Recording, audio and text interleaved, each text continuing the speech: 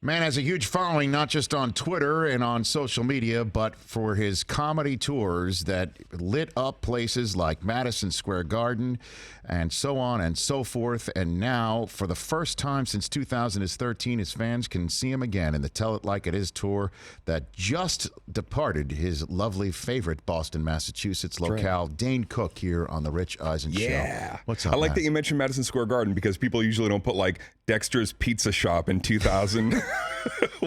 Well, I mean, that is the world's most famous arena, as they like to say. It was one of the greatest. I mean, It's gotta be incredible. Be backstage there and having walked by Madison Square Garden on the way down to the Village to do shows at 2, 3 in the morning for many, many years, that was a real treat, to say the least. Yeah, and you are, let me describe to the radio audience, wearing your Boston Red Sox T-shirt right here. This is the only show you can do where they actually accept logos. We are definitely logo agnostic here on the show. It does look old school. Is there any history to this, or you just bought like an old school shirt? Or? This was one of the last shirts I got with my dad. My dad was an all-around athlete. 1952, the Boston Braves were scouting my dad, and so I have pictures. I don't know if we have any, but I have pictures of me in like Red Sox jewelry when I was like 3 years old, rings and necklaces and. So this was the last shirt my pop got me. No kidding. Thought it'd be cool to wear Okay, today. yeah, and we just saw in the commercial break you taking a video of you and your dad watching the final out of the 04 World Series, a curse being broken. Yeah. And so who was your guy? Who was your Red Sox growing up? Who was it? Oh man, just everybody. I was like born and raised in Fenway. I mean, I literally was doing like homework there because my dad knew all the guys. And so I'd go there after, junior high school. My dad would swing me down to first we'd stop at the DAV and my dad would have a couple of pops and then we'd head into Fenway. So it was just being entrenched in loving that feeling of rooting for these underdogs at the time to break this curse. Right. So, but I loved Yaz and I loved, just all the throwback guys, my favorites. Fisk. Carlton Fisk, yeah. My favorite one is Fisk. Like there's a picture of Fisk. Correct me if I'm wrong, Brockman, because you got another fellow Red Sox guy over there.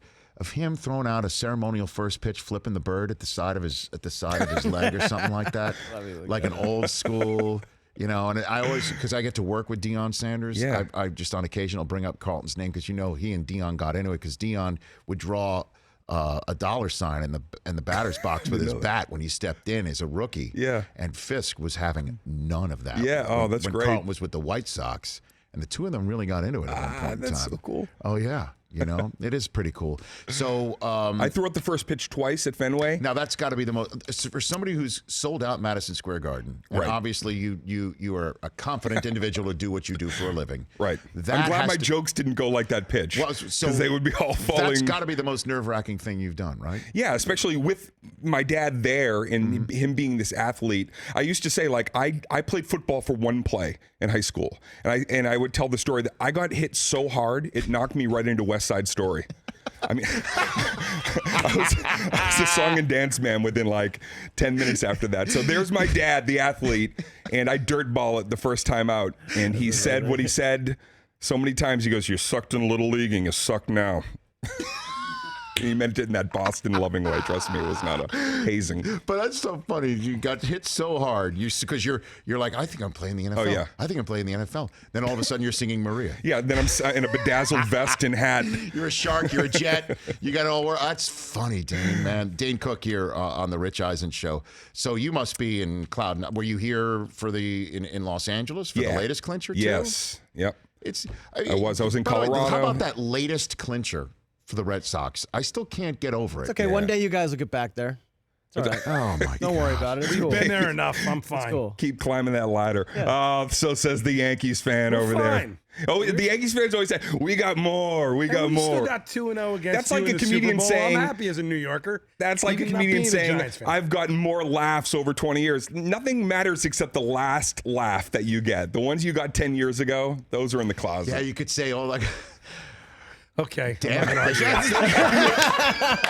I have no comeback. I think we're going to go fisticuffs in the parking lot outside. You're good. No, You got me. there's not much that can be said about No, exactly. that. We get that. It's an excellent analogy. You guys have been killing it the last 15 years. I understand it's an excellent analogy, but when it all does come down to it, you want to talk about the history of the game. Sure. You know, you can talk about both, but yeah, I'm trying to talk my way It's into okay, the it's retort. okay. I can't Not gonna find work, it. Rich. Don't worry about it. Damn it. Rich, we suck right now. Damn it. And so, okay, I've got some claims to fame here that I need to check with you. Okay. It's not technically our celebrity true or false, but although I do want to play Start Bench Cut, a game that we play here on the Rich Eisen Show shortly within a second. True or false that you have intercepted Tom Brady at one point? I did a charity event for Best Buddies back in Boston. That's his charity, right? That he has his game. Yeah, he plays quarterback for both teams. Very last play of the game, my team's down. Yes. I see Tom. He's going to throw this cute kid who's, been excited to get a ball thrown to him all day. So I see Tom's elbow line up. I go, this kid's not getting this ball. So I ran over and I jumped in front of this kid, pulled it down, ran it in for the game-winning touchdown. And he signed the ball. I got it in my living room. Are you proud of I yourself? picked 6 Dane? off Tom. I know that's Brady. fine. I understand that, but I made a kid cry for that ball. How old would you suggest this young child? He might have been like 12. You stepped in front and you Yes. high stepped Tom Brady. Are you kidding me? That's the only way I was ever going to intercept Tom Brady. You know, I played in a flag football game, or I called actually a flag football game for Madden back in the day, and I saw Joe Montana was playing the game, and he was warming up before, and I'm like, all right, Joe, I gotta step in here. I gotta catch a pass. And he goes, okay. If you think you can catch it. I'm like, oh, geez, what the hell did I just get myself into? And I'm just thinking to myself, all right, I just need to catch it. I just need to catch it as I'm running. I'm like in my head, I'm like the little engine that I got to catch it. I got to catch it. And as soon as I turned, the ball hit me right in the chest. I had no choice but just to grab it. Right. Because he was anticipating the throw. Oh, man. So I'm wondering what's tougher, to not catch a pass that you're not anticipating, or to read Tom Brady's eyes, cut off a 12-year-old and take it to the house, Dan. I'm wondering what's more difficult. I'm going to go with that one. I don't mean to one-up you, but I mean, so here's another one. Is it true that you were in the room when Tom Brady met Giselle? That is true. That was true. Where was this, Dane Cook? 07 AFC playoff game in San Diego. Pats Chargers and San Diego Chargers at the time. Yes. And Giselle was sitting with us in the box. So the Kraft family was like, oh, Giselle's here she's never seen Tom play. And she didn't really know football. She literally, during the game, was like, so why do they have to run with the ball this way? I don't understand why both teams don't help each other. She was had that very thick Brazilian accent. Yes. And then we all were ushered down to the locker room. And when I saw them see each other, and she kind of grabbed him by the arms, and they're almost the same height, but she's looking at him because, he's bigger than life. And they were it was like they were so beautiful. You know those moments in like a Disney movie where the camera just spins around the prince and princess? And I felt like I was just spinning around. And the birds start flying like zippity-doo-dah? It was unbelievable. You were like, oh, that's a power cut. I think I called my girlfriend right there and was like, we're done. We have nothing even close to what I'm experiencing here. So so you're there with the Patriots in the owner's box, right? Right. Yeah. And Giselle just happened to be invited separately. Yeah. And then you all go downstairs and you watch. That's right. The romance essentially happen. I watched these That happened. You know, when they, goo goo gaga eyes, Sure, like yeah. this is what they had. They had all the things that are a fiction that you were like, oh man, okay. I just have to stand there. I felt like voyeuristic, just standing there watching them love each other live In the locker room. in the locker room. What made you want to go back on tour again, Dane?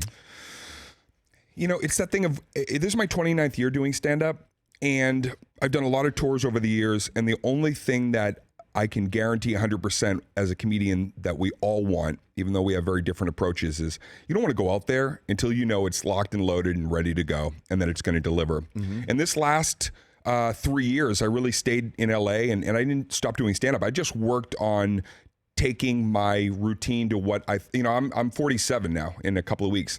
I'm in the act 2 of my life and career, and I wanted the comedy to reflect that without losing what we call the LPMs, which is the laughs per minute. Mm-hmm. So it took me a little bit longer to cultivate it, and now we're back out on the road delivering. So you started at age 18?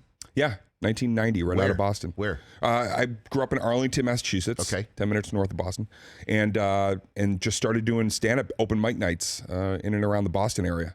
My first set ever, I went to Catch Rising Star. Yes. And I was watching open mic, and they would just pick random names from people that signed up previously. That's how they got you to come back. You may not perform the next week, but if you signed up, you might get picked. And I was sitting in the 5th row, and the host of the show looked at his list, and he goes, okay, up next, randomly here, where's Ernest Glenn? Mm-hmm. I look around, wait for Ernest Glenn's hand to go up.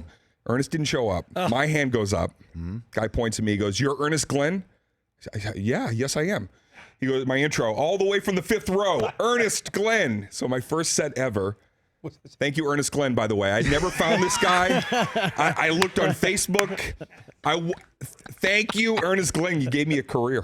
Not being there. It's like when you're in a raffle and the first ticket's pulled and it's nobody and you just want to say it's my ticket.